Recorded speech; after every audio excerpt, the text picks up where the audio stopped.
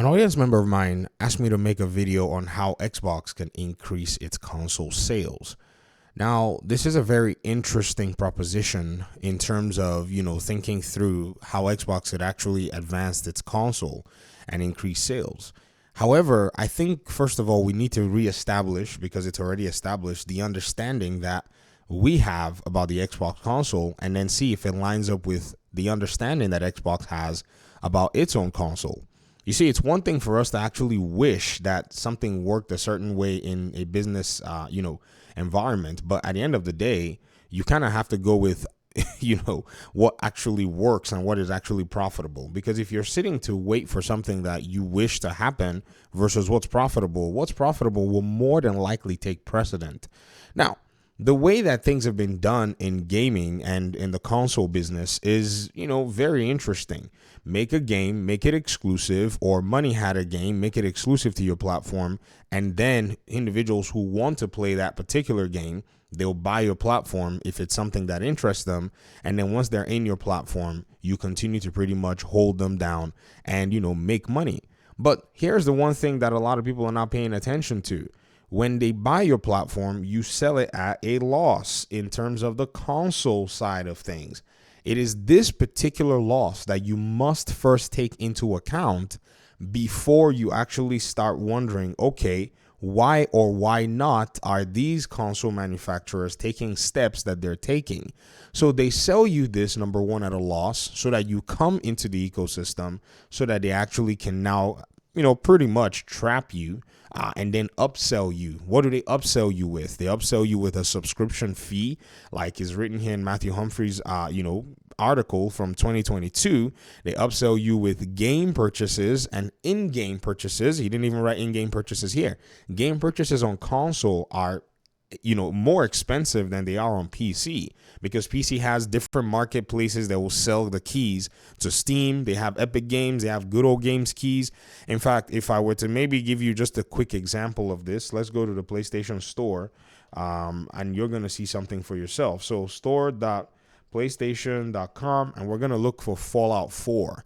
This is just an old game from 2015, and I think you'll probably see what I mean. When we look at Fallout 4, if it's not on sale, it's asking about $19. That's just the base, this is bottom bin, amount in terms of cost.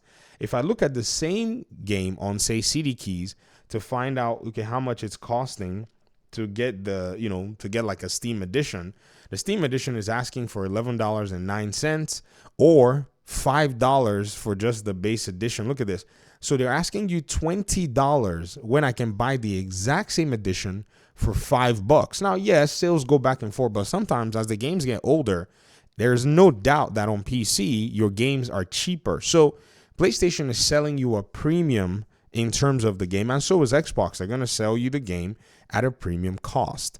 This is how they're going to make their money. So at the end of the day, ladies and gentlemen, it really doesn't matter how they actually get you into their ecosystem. Does that make sense? Because already, like in Xbox case, they're already at a loss when they sell you a console. The loss is anywhere from $100 to $200, depending on the platform you're buying. If it's the Series S, it's about $100. If it's the Series X, it's about $200. Now, in this particular instance, what can you do to continue to actually still make money from subscriptions and game purchases? You can find another method to achieve the same goal without going through the loss of $200 every single time.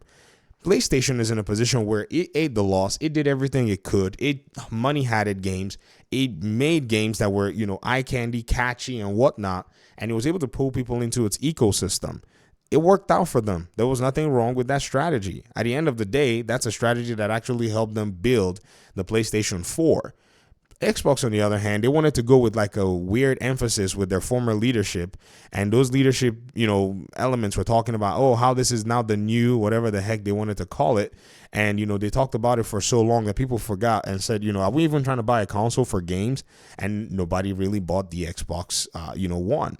So this was a big challenge and this was a big problem for Xbox. So when Xbox saw that this was the case, they decided we're going to find alternative means to still achieve. And again, keep listening very carefully. I'm going to repeat it over and over again to achieve the exact same goal, which is to sell subscriptions and game purchases and in-game purchases.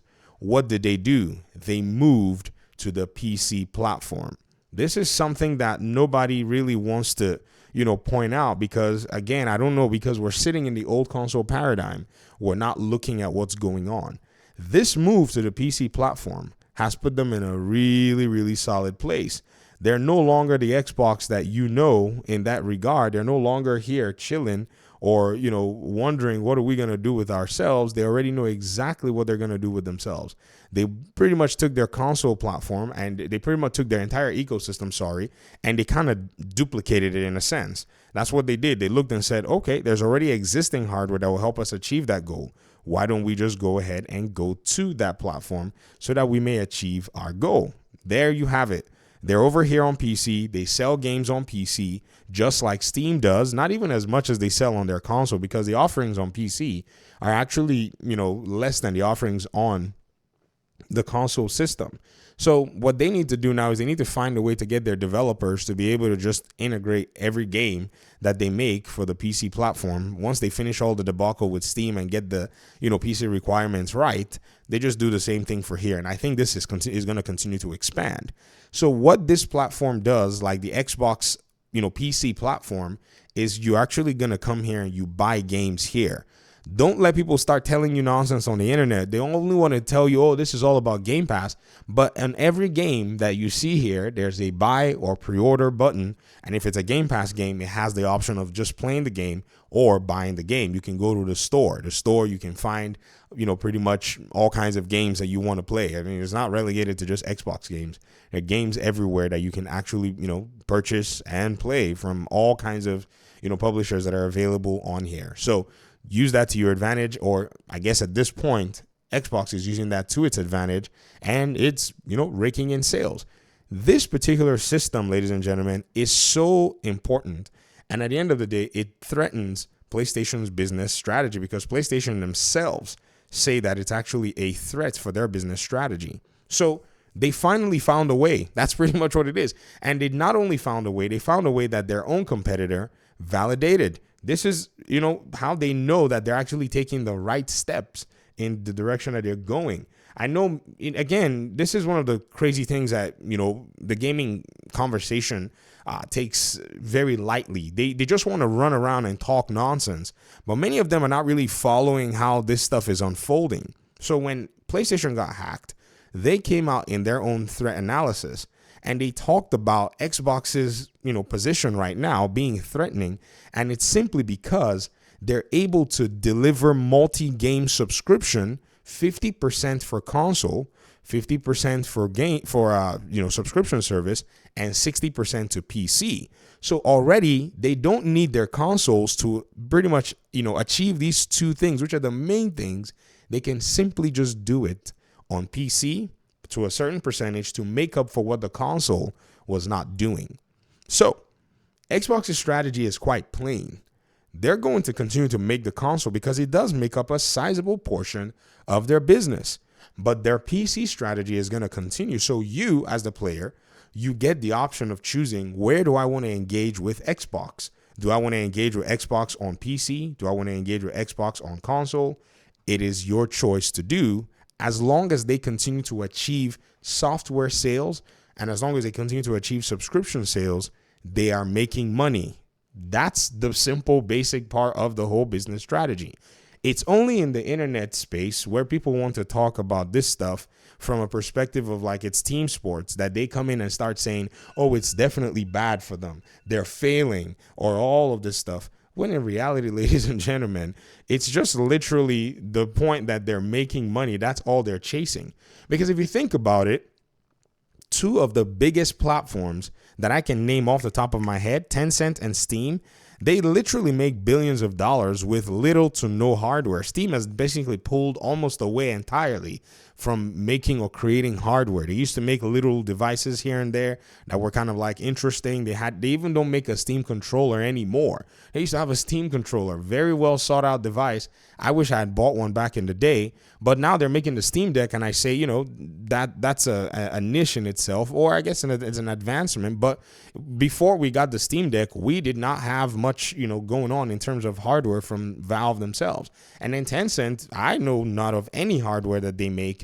and they just issued $200 million to Riot Games to make a hero shooter to compete with Valve's, Deadlock or something like that. I can't remember the name of the Valve's game. So money is being made, and money that's being made is not, it's not coupled to a console box somewhere. That's not how the business is working right now. The business is working whether or not somebody is selling hardware, because hardware is already ubiquitous. Look at how even PlayStation's analysis here. It says unified mobile PC console experience doesn't exist. Form factor and computer power are too diverse. There's stuff everywhere. There's, there are devices everywhere. All you now have to do is take your games there. So this approach has been so profitable enough for them that even PlayStation themselves has decided that they were going to go ahead and then start taking their games to the PC platform. But one thing PlayStation knows that they're lacking is simply they don't have a storefront of their own. And again, this particular storefront that Xbox has to be able to deliver content is helping them very well. As many PlayStation fans are sitting here yelling that Starfield is trash, Starfield made it into the top 10, financially viable games of 2023 on Steam. It was there with Hogwarts Legacy and Call of Duty. That means it brought in as much money on the whole platform entirely. A game that came out in September that was so-called rated low, that was so-called trash, that was all of the above. It did just as good as, say, a game like Hogwarts Legacy on Steam, and even Call of Duty, that it was actually put in the same category. Let me go ahead and show you Steam Platinum 2023. Where is it? Yeah, there we go. I mean, I should be able to find it for you. Best of Steam 2023. Yeah, there it is. The Steam community even reported on it, and here it is. It said Platinum Games. How many games did you platinum? There should be a link somewhere. I can find it for you. Oh, there we go. And Bethesda got congratulations. Look at it, best for 2023. If you go and look at that list and look at the platinum, this is the top level. You see Counter-Strike 2 was there, Destiny 2 was there, Baldur's Gate 3 was there, Cyberpunk was there, Starfield is right there, PUBG is there. And they didn't put it in any specific order. They just basically scattered it so that you didn't know who was the top, dealer in terms of games. And then other games that even made it in there in terms of the silver perspective were games like the Elder Scrolls Online. This is the game that's churning in 15 million every month. Also belongs to Xbox at this point. And then, some other titles that are there, with regard to, who all did well. And you can go back and you can see this list. And the list is, you can go all the way back to us, far back as 2022 and see if an Xbox game even made it into, those lists. Oh, well, what do you have here? Let me see. This is 2022, right? Okay, so Call of Duty made it in 2022. So somewhere, somehow, Xbox is going to be making this list not only on the Steam platform, but on other platforms as well. I mean, you've seen from 2022 and 2023, their game is already in this list, churning in and making money. So at the end of the day, console sales, they would like to have them. I'm not saying that they don't need them. They would love to have console sales. Don't get me wrong. The question is, do they rely on console sales anymore? They don't, because the hardware market is changing. I don't know if you guys saw the report I put yesterday where I said that, in Japan, the hardware, the PC market had basically tripled. That was crazy. That was a report that just came out that from 2019 to 2023, they had seen a growth on the PC market that showed that PC game market had actually tripled in terms of, people buying components and so on and so forth. And console market has stayed flat. So even PlayStation themselves are finding it challenging to push their consoles as far as possible. They need another strategy, and that's why they're on PC. So yes, Xbox does need to grow its PC market. Can it do so? Its console market. Can it do so? It can. It just needs to continue to make its games and offer stuff and create a console that is at a good entry price point like the Series S, which has actually worked out for them. And at the end of the day, they just need to continue to make games. They just need to continue to provide games everywhere and strengthen their subscription services. And it's going to be fine. That's another thing a lot of people are not necessarily pointing out. They keep saying, "Oh, Game Pass needs to be at at 100 million users." Why would Xbox invest the money that is actually needed for 100 million, possible subscribers if they're not going to be profitable before they get there?